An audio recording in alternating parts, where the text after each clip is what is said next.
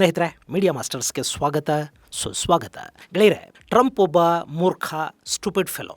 ಈ ಮಾತುಗಳನ್ನು ನಾನು ಹೇಳ್ತಾ ಇಲ್ಲ. ಅಮೆರಿಕದ ವಿದೇಶಾಂಗ ಕಾರ್ಯದರ್ಶಿ ಭಾರತೀಯ ಪತ್ರಕರ್ತರೊಬ್ಬರು ಕೇಳಿದ ಪ್ರಶ್ನೆಗೆ ಉತ್ತರ ಕೊಡುವಾಗ ಹೇಳಿದ ಮಾತಿದು. ಏನೇನೇನೇನೇನು ಅಮೆರಿಕದ ವಿದೇಶಾಂಗ ಕಾರ್ಯದರ್ಶಿ ತನ್ನ ಅಧ್ಯಕ್ಷನನ್ನು ನೇರವಾಗಿ ಮೂರ್ಖ ಅಂತ ಭಾರತದಲ್ಲಿ ಹೇಳಿದ್ದುಂಟೆ. ಇಷ್ಟಕ್ಕೂ ರುಬಿಯೋ ಭಾರತ ಭೇಟಿಲಿ ಅಂಥ ಪ್ರಸಂಗ ಯಾಕೆ ನಿರ್ಮಾಣ ಆಯಿತು ಅನ್ನೋದು ನಿಮಗೆ ಅರ್ಥ ಆಗಬೇಕು ಅಂದರೆ ಈ ವಿಡಿಯೋನ ಪೂರ್ತಿಯಾಗಿ ನೋಡ್ಬಿಡಿ. ಹಾಗಾದರೆ ಏನದು ವಿಶೇಷ ಪ್ರಸಂಗ, ಬನ್ನಿ ನೋಡೋಣ. ಗೆಳೆಯರೆ, ಮಾರ್ಕೋ ರುಬಿಯೋ ಅಮೆರಿಕದ ವಿದೇಶಾಂಗ ಕಾರ್ಯದರ್ಶಿ. ಅಲ್ಲಿನ ಸರ್ಕಾರದಲ್ಲಿನ ಕೆಲವು ಬುದ್ಧಿವಂತರ ಪೈಕಿ ಈ ರುಬಿಯೋ ಕೂಡ ಒಬ್ಬರು. ಈ ಹಿಂದೆ ಅಮೆರಿಕದ ಅಧ್ಯಕ್ಷ ಚುನಾವಣೆಗೆ ಸ್ಪರ್ಧೆ ಕೂಡ ಮಾಡಿದ್ರು. ಈ ಬಾರಿ ಟ್ರಂಪ್ ಬದಲಿಗೆ ರುಬಿಯೋ ಆದರೂ ಅಧ್ಯಕ್ಷರಾಗಬಾರ್ದಿತ್ತೇ ಅಂತ ಅಮೆರಿಕದ ಸಾಕಷ್ಟು ಜನ ಇವತ್ತಿಗೂ ಅಂದ್ಕೋತಾರೆ. ಬಹುಶಃ ಮುಂದೆ ಅಮೆರಿಕದ ಅಧ್ಯಕ್ಷ ಆಗುವ ಅವಕಾಶ ರುಬಿಯೋಗಿದೆ. ಅದಕ್ಕೆ ಬೇಕಾದ ತಯಾರಿಗಳನ್ನು ಕೂಡ ಆತ ತುಂಬಾ ಚೆನ್ನಾಗಿ ಮಾಡ್ಕೊಳ್ತಾ ಇರೋದು ಕಾಣ್ತಾ ಇದೆ. ಇಂಥ ರುಬಿಯೋ 3 ದಿನಗಳ ಭಾರತ ಭೇಟಿಯಲ್ಲಿದ್ದಾರೆ. ಕೋಲ್ಕತಾದಲ್ಲಿ ಮದರ್ ತೆರೆಸಾ ಮನೆಯಿಂದ ಶುರುವಾದ ಈ ಭೇಟಿ ತಾಜ್ ಮಹಲ್, ರಾಜಸ್ಥಾನದಲ್ಲಿನ ಜೈಪುರದ ಅಂಬರ್ ಫೋರ್ಟ್ ಭೇಟಿಯ ಜೊತೆಗೆ ಕ್ವಾಡ್ ದೇಶಗಳ ವಿದೇಶಾಂಗ ಸಚಿವರ ಸಭೆಯನ್ನ ಮುಗಿಸಿಕೊಂಡು ರುಬಿಯೋ ಅಮೆರಿಕಾಗೆ ವಾಪಸ್ ಹೋಗ್ತಾರೆ.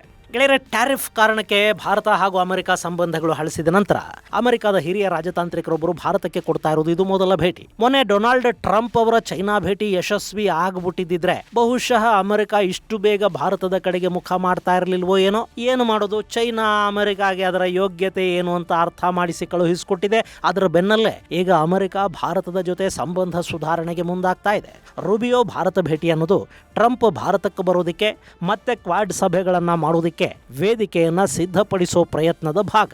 ಅಂತಾರಾಷ್ಟ್ರೀಯ ಸಂಬಂಧಗಳಲ್ಲಿ ಹೀಗೆಲ್ಲ ಆಗ್ತಾ ಇರತ್ತೆ. ಆದ್ರೆ ತೀರಾ ಟ್ರಂಪ್ ತರ ಎಲ್ಲ ಸಂಬಂಧಗಳನ್ನ ಕೆಡಿಸ್ಕೊಂಡ ಅಧ್ಯಕ್ಷನನ್ನ ಅಮೆರಿಕ ಇದುವರೆಗೆ ನೋಡಿರಲಿಲ್ಲ. ಟ್ರಂಪ್ ಒಂಥರ ಡಿಫರೆಂಟ್ ಆಗಿ ಇಂಟರ್ನ್ಯಾಷನಲ್ ರಿಲೇಶನ್ಶಿಪ್ ಅಲ್ಲಿ ಗ್ಯಾಂಬಲ್ ಮಾಡ್ತಾ ಇದ್ದಾರೆ. ಅದೊಂದು ಕಡೆ ಇರಲಿ. ಇನ್ನು ಈಗ ರುಬಿಯೋ ಭಾರತಕ್ಕೆ ಬಂದಿದ್ದಾರಲ್ಲ, ಮೊನ್ನೆ ಭಾರತದ ವಿದೇಶಾಂಗ ಸಚಿವ ಎಸ್ ಜಯಶಂಕರ್ ಹಾಗೂ ಮಾರ್ಕೋ ರುಬಿಯೋ ಜಂಟಿ ಪತ್ರಿಕಾಗೋಷ್ಠಿಯನ್ನು ಮಾಡಿದ್ರು. ಆ ಸಂದರ್ಭದಲ್ಲಿ ರುಬಿಯೋಗೊಂದು ಅನಿರೀಕ್ಷಿತ ಪ್ರಶ್ನೆ ಎದುರಾಯಿತು. ವಿಯನ್ನ ಹಿರಿಯ ಪತ್ರಕರ್ತ ಸಿದ್ಧಾಂತ್ ಸಿಬಲ್ ಮಾರ್ಕೋ ರುಬಿಯೋಗೆ ಅಮೆರಿಕಾದಲ್ಲಿ ಭಾರತದ ಬಗ್ಗೆ ಹೆಚ್ಚಾಗ್ತಾ ಇರೋ ರೇಸಿಸಂ ಬಗ್ಗೆ ಒಂದು ಪ್ರಶ್ನೆಯನ್ನು ಕೇಳಿದ್ರು. ಅವರ ಗುರಿ ಇದ್ದದ್ದು ಡೊನಾಲ್ಡ್ ಟ್ರಂಪ್ ಅವರ ಇತ್ತೀಚೆಗಿನ ಟ್ರೂತ್ ಪೋಸ್ಟ್ ಬಗ್ಗೆ.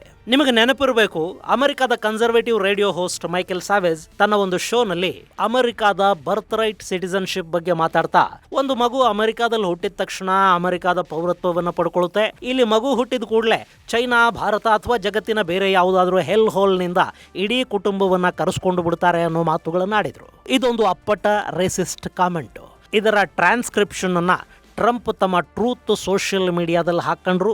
ಈ ಮಾತುಗಳನ್ನು ಖಂಡಿಸುವ ಸೌಜನ್ಯವೂ ಇಲ್ಲದೆ ರೇಡಿಯೋ ಹೋಸ್ಟ್ ಆಡಿದ ಮಾತುಗಳನ್ನು ಹಾಗೆ ಟ್ರಂಪ್ ಸೋಷಿಯಲ್ ಮೀಡಿಯಾಗೆ ಪೇಸ್ಟ್ ಮಾಡಿದರು. ಹಾಗೆ ನೋಡಿದರೆ ಗೆಳೆಯರೆ, ಅಮೆರಿಕಾದಲ್ಲಿನ ಮೂಲ ನಿವಾಸಿಗಳು ಯಾರೂ ಕೂಡ ಅಲ್ಲಿ ಖುಷಿಯಾಗಿಲ್ಲ. ಇವತ್ತು ಅಮೆರಿಕ ನಮ್ಮದು ಅಂತ ಎದೆ ಬಡ್ಕೊಂಡು ಹೇಳ್ತಾ ಇರೋ ಜನ ಇದ್ದಾರೆ ನೋಡಿ, ಅವರೆಲ್ಲ ಅಲ್ಲಿಗೆ ಬೇರೆ ಬೇರೆ ದೇಶಗಳಿಂದ, ಜಗತ್ತಿನ ಬೇರೆ ಬೇರೆ ಹೆಲ್ ಹೋಲ್ಗಳಿಂದ ಬಂದವರೇ. ಅದರಲ್ಲಿ ಬಹುತೇಕರು ಯುರೋಪ್ನಿಂದ ಹೋದವರು ಇದ್ದಾರೆ. ಇನ್ನು ಅಮೆರಿಕದ ಇವತ್ತಿನ ಶ್ರೀಮಂತಿಕೆ, ಟೆಕ್ ಇಂಡಸ್ಟ್ರಿ, ಬ್ಯಾಂಕಿಂಗ್ ಎಲ್ಲವನ್ನ ಹೀಗೆ ಬೇರೆ ಬೇರೆ ದೇಶಗಳಿಂದ ಬಂದವರು ಕಟ್ಟಿರೋದೆ. ಟೆಕ್ ಇಂಡಸ್ಟ್ರಿಯ ಬ್ರೈನ್ ಭಾರತದಿಂದ ಹೋದವರು ಮತ್ತು ಏಷ್ಯಾದ ಜನ ಆಗಿದ್ದಾರೆ. ಬ್ಯಾಂಕಿಂಗ್ ಯಹೂದ್ಯರ ಕೈಯಲ್ಲಿದೆ.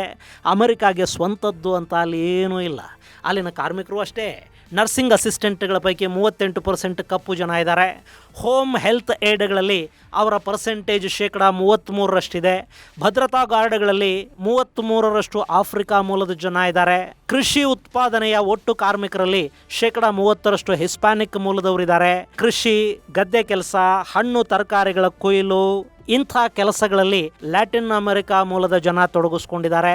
ಮೀಟ್ ಪ್ಯಾಕಿಂಗ್ ಉದ್ಯಮದಲ್ಲಿ 44%ಕ್ಕೂ ಹೆಚ್ಚು ಹಿಸ್ಪ್ಯಾನಿಕ್ ಮತ್ತು 25% ಕಪ್ಪು ಜನ ಇದ್ದಾರೆ. ಮೀಟ್ ಪ್ಯಾಕಿಂಗ್ ಉದ್ಯಮದಲ್ಲಿ 55% ಫ್ರಂಟ್ ಲೈನ್ ಕಾರ್ಮಿಕರೇನಿದ್ದಾರೆ ಅವರೆಲ್ಲ ಕೂಡ ಅಲ್ಲಿ ವಲಸಿಗರೇ ಇದ್ದಾರೆ. ಸೊ ಅಮೆರಿಕ ವಲಸಿಗರ ವಿರುದ್ಧ ಮಾತಾಡೋದಿದೆಯಲ್ಲ, ಅದು ಹಿಪಾಕ್ರಸಿ ಅನ್ನಿಸ್ಕೊಳ್ಳುತ್ತೆ. ಹಾಗೆ ವಲಸಿಗರ ವಿರುದ್ಧ ಇವತ್ತಲ್ಲಿ ಮಾತಾಡ್ತಾ ಇರೋ ಬಿಳಿ ತೊಗಲಿನ ಜನ ಇದಾರಲ್ಲ, ಅವರು ಕೂಡ ಯುರೋಪ್ನಿಂದ ಅಮೆರಿಕಾಗೆ ಕೆಲವೇ ವರ್ಷಗಳ ಹಿಂದೆ ವಲಸೆ ಬಂದವರ ಸಂತಾನನೇ. ಆದರೂ ಅಮೆರಿಕಾದಲ್ಲಿ ರೇಸಿಸಂ ಅನ್ನೋದು ವಿಪರೀತ ಹೆಚ್ಚಾಗ್ತಾ ಹೋಗ್ತಾ ಇದೆ. ಇನ್ನು ಮೊನ್ನೆ ಟ್ರಂಪ್ ರೇಡಿಯೋ ಹೋಸ್ಟ್ ಹೇಳಿದ್ದನ್ನ ಟ್ರೂತ್ ಅಲ್ಲಿ ಬರ್ಕೊಂಡು ಭಾರತ ಮತ್ತು ಚೈನಾಗಳನ್ನ ಹೆಲ್ ಹೋಲ್ ಅಂತ ಕರೆದಿದ್ದನ್ನ ಅನುಮೋದಿಸಿದ್ದು ಭಾರತದ ಸಿಟ್ಟಿಗೆ ಕಾರಣ ಆಯಿತು. ಅದಕ್ಕೆ ಭಾರತ ತನ್ನ ತೀವ್ರ ಅಸಮಾಧಾನ ಖಂಡನೆಯನ್ನು ವ್ಯಕ್ತಪಡಿಸಿತು. ಇನ್ನು ಈಗ ಟ್ರಂಪ್ ಅವರ ಸಚಿವ ಸಂಪುಟದ ವಿದೇಶಾಂಗ ಕಾರ್ಯದರ್ಶಿ ರೂಬಿಯೋ ಭಾರತಕ್ಕೆ ಬಂದಿದ್ದಾರೆ. ಅವರ ಅಧ್ಯಕ್ಷರ ರೇಸಿಸಂ ಬಗ್ಗೆ, ಭಾರತದ ಬಗ್ಗೆ ಅವರಿಗಿರೋ ಭಾವನೆಯ ಬಗ್ಗೆ ರೂಬಿಯೋನ ಪ್ರಶ್ನೆ ಮಾಡಬೇಕಲ್ವಾ? ಆ ಕೆಲಸವನ್ನ ಸಿದ್ಧಾಂತ ಸಿಬಲ್ ಮಾಡಿದ್ರು. Every country in the world has stupid people. I'm sure there's stupid people here. There's stupid people in the United States that make dumb comments. ಪಾಪ ರೂಬಿಯೋ, ಮೂರ್ಖರು ಎಲ್ಲ ಕಡೆಗಳಲ್ಲೂ ಇರ್ತಾರೆ, ಅಮೆರಿಕಾದಲ್ಲಿ ಕೂಡ ಇದ್ದಾರೆ ಅಂತ ಅದನ್ನ ಜನರಲೈಸ್ ಮಾಡೋದಕ್ಕೆ ಹೋದರಾದ್ರೂ ಅವರು ಮೂರ್ಖ, ಸ್ಟುಪಿಡ್ ಅಂತ ಕರೆದವರಲ್ಲಿ ಅಮೆರಿಕಾದ ಅಧ್ಯಕ್ಷರು ಕೂಡ ಸೇರಿಕೊಳ್ತಾರೆ ಅಂತ ಅವರಿಗೆ ಆ ತಕ್ಷಣಕ್ಕೆ ಗೊತ್ತಾಗ್ಲಿಲ್ಲ. ಅವರಿಗೆ ಅಲ್ಲ, ಅಮೆರಿಕಾದ ಸ್ಟೇಟ್ ಡಿಪಾರ್ಟ್ಮೆಂಟ್ಗೆ ಕೂಡ ಅದು ತಕ್ಷಣಕ್ಕೆ ಗೊತ್ತಾಗ್ಲಿಲ್ಲ. ಈ ಪ್ರಶ್ನೆ ಮತ್ತು ಉತ್ತರವನ್ನ ಸ್ಟೇಟ್ ಡಿಪಾರ್ಟ್ಮೆಂಟ್ ಪೇಜಲ್ಲಿ ಹಾಕಳ್ತು.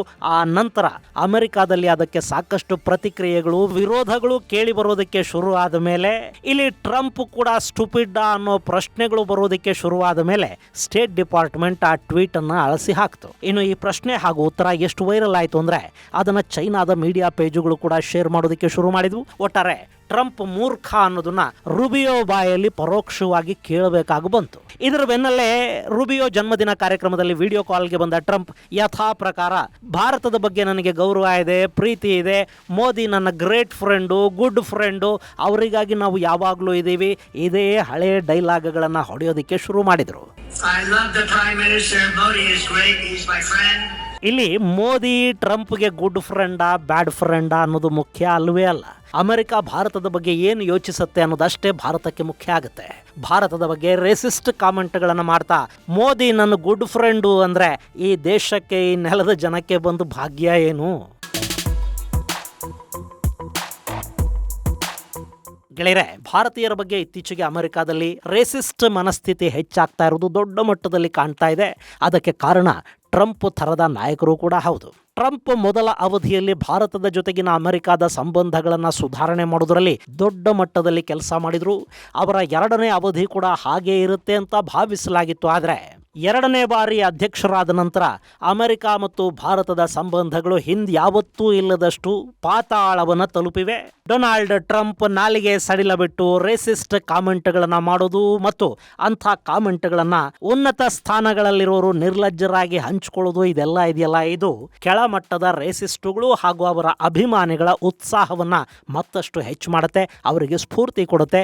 ಇದು ಅಮೆರಿಕಾದಲ್ಲಿ ರೇಸಿಸಂ ಹೆಚ್ಚಾಗೋದಕ್ಕೆ ಕಾರಣ ಆಗ್ತಾ ಇದೆ. ಗೆಳೆಯರೆ, ರಾಜಕಾರಣಿಗಳು ಅವರ ವೋಟ್ ಬ್ಯಾಂಕ್ಗಳನ್ನು ತೃಪ್ತಿಪಡಿಸೋ ಬಗ್ಗೆ ಮಾತ್ರ ಯೋಚಿಸ್ತಾ ಇಡೀ ಸಮಾಜದ ಆರೋಗ್ಯವನ್ನು ಹಾಳು ಮಾಡ್ತಾ ಹೋಗ್ತಾರೆ. ಇದು ಅಮೆರಿಕಾದಲ್ಲಿ ಕೂಡ ನಮಗೆ ನೋಡೋದಕ್ಕೆ ಸಿಗ್ತಾ ಇದೆ. ಅದನ್ನು ಜಗತ್ತು ಖಂಡಿಸುತ್ತೆ ಅನ್ನೋದು ಅಮೆರಿಕಾದ ನಾಯಕರಿಗೆ ಗೊತ್ತಾಗಬೇಕು.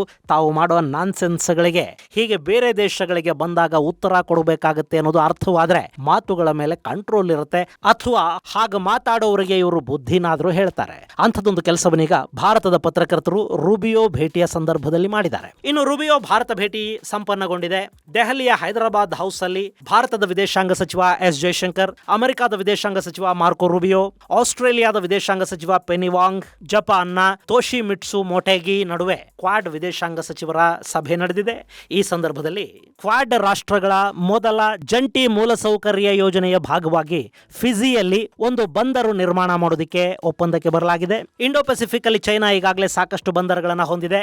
ಪೆಸಿಫಿಕ್ ದ್ವೀಪದಲ್ಲಿ ಕೂಡ ಚೈನಾದ ಸಾಕಷ್ಟು ಬಂದರುಗಳು ನಿರ್ಮಾಣ ಆಗಿವೆ. ಅಲ್ಲಿನ ಚಿಕ್ಕ ಚಿಕ್ಕ ದೇಶಗಳ ಜೊತೆ ಬಂದರು ಅಭಿವೃದ್ಧಿ ಒಪ್ಪಂದಗಳನ್ನು ಚೈನಾ ಮಾಡಿಕೊಂಡಿದೆ ಮತ್ತು ಸಾಕಷ್ಟು ಸಾಲವನ್ನು ಕೂಡ ಕೊಟ್ಟಿದೆ.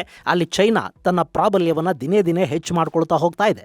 ಈ ಸಂದರ್ಭದಲ್ಲಿ ಚೈನಾದ ವಿಸ್ತರಣೆಯನ್ನು ತಡೆಯೋದಕ್ಕಾಗಿಯೇ ರಚನೆಗೊಂಡಿರುವ ಕ್ವಾಡ್ ದೇಶಗಳಿಗೆ ಪೆಸಿಫಿಕ್ ದ್ವೀಪಗಳಲ್ಲಿ ಸಾಕಷ್ಟು ಬಂದರುಗಳ ಸಾಮರ್ಥ್ಯ ಇಲ್ಲ.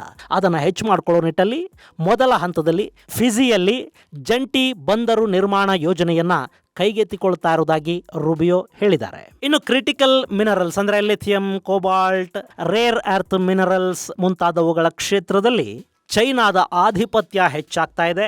ಚೈನಾ ಏಕಸ್ವಾಮ್ಯವನ್ನ ಹೊಂದಿದೆ, ಅದನ್ನು ಮುರಿಬೇಕಾದ ಅಗತ್ಯ ಇಡೀ ಜಗತ್ತಿಗಿದೆ. ಆ ನಿಟ್ಟಲ್ಲಿ ಕ್ವಾಡ್ ಒಟ್ಟಾಗಿ ಕೆಲಸ ಮಾಡಬೇಕು. ಅದಕ್ಕಾಗಿ ಕ್ರಿಟಿಕಲ್ ಮಿನರಲ್ಸ್ ಮತ್ತು ಎನರ್ಜಿ ಸೆಕ್ಯೂರಿಟಿ ಕ್ಷೇತ್ರಗಳಲ್ಲಿ ಕ್ವಾಡ್ ದೇಶಗಳು ಹೊಸ ಒಪ್ಪಂದಗಳಿಗೆ ಸಹಿಯನ್ನು ಹಾಕಿವೆ. ಇನ್ನು ಕ್ವಾಡ್ ಅನ್ನೋದು ಕೇವಲ ಮಾತನಾಡುವ ವೇದಿಕೆ ಆಗಬಾರದು. ಸಮುದ್ರ ಸುರಕ್ಷತೆ ಮತ್ತು ಕ್ರಿಟಿಕಲ್ ಮಿನರಲ್ಸ್ ಬಗ್ಗೆ ದೊಡ್ಡ ಮಟ್ಟದಲ್ಲಿ ಕಾರ್ಯಪ್ರವೃತ್ತ ಆಗಬೇಕು ಅಂತ ರೂಬಿಯೋ ಹೇಳಿದ್ದಾರೆ. ಹಾಗೆ ಇಂಡೋ ಪೆಸಿಫಿಕ್ ಭಾಗದಲ್ಲಿ ಹೆಚ್ಚಾಗ್ತಾ ಇರೋ ಸ್ಪರ್ಧೆ, ಹದಗೆಡ್ತಾ ಇರೋ ಕಾರ್ಯತಂತ್ರದ ವಾತಾವರಣ ಮತ್ತು ತೀವ್ರ ಆರ್ಥಿಕ ಒತ್ತಡ ಇವೆಲ್ಲ ನಿರ್ಮಾಣ ಆಗ್ತಾ ಇವೆ. ಆದ್ರೂ ಕ್ವಾಡ್ ಕೂಟ ಇಲ್ಲೊಂದು ಸುಸ್ಥಿರ ಫಲಿತಾಂಶವನ್ನ ನೀಡೋದಿಕ್ಕೆ ಬದ್ಧವಾಗಿದೆ ಅಂತ ಆಸ್ಟ್ರೇಲಿಯಾದ ವಿದೇಶಾಂಗ ಸಚಿವ ಪೆನಿ ವಾಂಗ್ ಹೇಳಿದ್ದಾರೆ. ಇನ್ನು ಜೈಶಂಕರ್ ಈ ಸಭೆಯನ್ನ ಗಣನೀಯ ಮತ್ತು ಮೌಲ್ಯಯುತ ಕಸರತ್ತು ಅಂತ ಕರೆದಿದ್ದಾರೆ. ಸಮುದ್ರ ವ್ಯಾಪಾರ, ಇಂಧನ, ರಸಗೊಬ್ಬರ ಸರಬರಾಜು ಮತ್ತು ಕ್ರಿಟಿಕಲ್ ಮಿನರಲ್ಸ್ ಬಗ್ಗೆ ಆ ಸಭೆಯಲ್ಲಿ ಚರ್ಚೆ ಆಯಿತು ಅಂತ ಜೈಶಂಕರ್ ತಿಳಿಸಿದ್ದಾರೆ. ಹಾಗೆ ಇರಾನ್ ಅಮೆರಿಕ ಯುದ್ಧದಿಂದ ಜಾಗತಿಕ ಶಿಪ್ಪಿಂಗ್ ಮಾರ್ಗಗಳ ಮೇಲೆ ಉಂಟಾಗ್ತಾ ಇರೋ ಪರಿಣಾಮಗಳ ಬಗ್ಗೆ ಕೂಡ ಆ ಸಭೆಯಲ್ಲಿ ಚರ್ಚೆ ನಡೆದಿದೆ. ಸ್ಟ್ರೇಟ್ ಆಫ್ ಹಾರ್ಮೋಸ್ ಅನ್ನು ಮುಚ್ಚಿರೋ ಹಿನ್ನೆಲೆಯಲ್ಲಿ ಇಂಧನ ಮತ್ತು ಸರಕು ಸರಬರಾಜಿಗೆ ಉಂಟಾಗ್ತಾ ಇರೋ ಸಮಸ್ಯೆಗಳ ಬಗ್ಗೆ 4 ದೇಶಗಳ ವಿದೇಶಾಂಗ ಸಚಿವರು ಚರ್ಚೆ ಮಾಡಿದ್ದಾರೆ ಮತ್ತು ಜಾಗತಿಕ ವ್ಯಾಪಾರವನ್ನು ರಕ್ಷಿಸುವ ನಿಟ್ಟಲ್ಲಿ ಕೈಗೊಳ್ಳಬೇಕಾದ ತುರ್ತು ಕ್ರಮಗಳ ಬಗ್ಗೆ ಕೂಡ ಸಭೆಯಲ್ಲಿ ಒಂದಷ್ಟು ಮಾತುಕತೆಗಳು ನಡೆದಿವೆ. ಒಟ್ಟಾರೆ ಕ್ವಾಡ್ ವಿದೇಶಾಂಗ ಸಚಿವರ ಸಭೆ ಮುಕ್ತಾಯಗೊಂಡಿದೆ. ಈ ಮೂಲಕ ಕ್ವಾಡ್ ನಾಯಕರ ಶೃಂಗಕ್ಕೆ ಒಂದು ವೇದಿಕೆಯನ್ನು ಸಿದ್ಧಪಡಿಸುವ ಕೆಲಸವನ್ನ ರೂಬಿಯೋ ಹಾಗೂ ಜೈಶಂಕರ್ ಮಾಡಿದ್ದಾರೆ. ರೂಬಿಯೋ ಅವರ ಈ ಭಾರತ ಭೇಟಿ ಇಂಡೋ ಪೆಸಿಫಿಕ್ ಅಲ್ಲಿ ಭಾರತದ ಮಹತ್ವ ಏನು ಅನ್ನೋದನ್ನ ಮತ್ತೆ ತೋರಿಸ್ತಾ ಇದೆ.